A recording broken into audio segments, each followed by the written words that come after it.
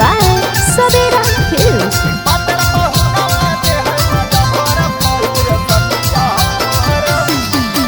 हो गेले शादी तो नैहर नहीं रहब ससुर जइबै जरूर सखिया हमार। हो गेले शादी तो नैहर नहीं रहब ससुर जइबै जरूर सखिया हमार। पतर पहुनवा देहै मजा भरपूर सखिया हमार।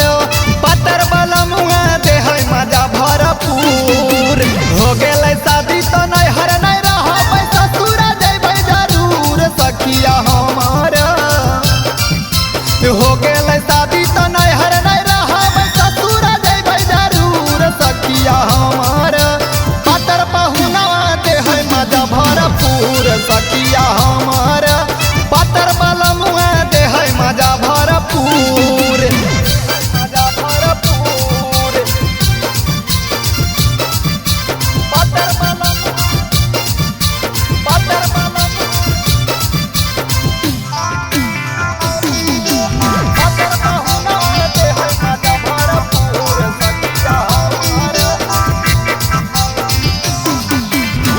देखते से हरवा जा है मोहब्बत में डूबी।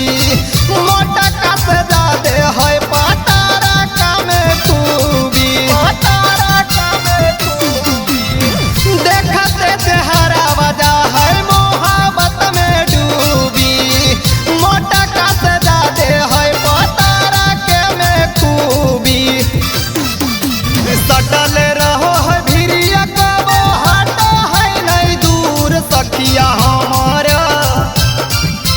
सटल रहो है भिरिया कबो हटो है नहीं दूर सखिया हमारा। पतर पहुनवा देहै मजा भरपूर सखिया हमारा। पतर बलमुआ देहै मजा भरपूर।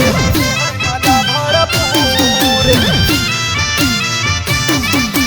पतर बलमुआ पतर बलमुआ पतर पहुनवा देहै मजा भरपूर सखिया हमारा। मुश्किला कर दे है हमारा जीना।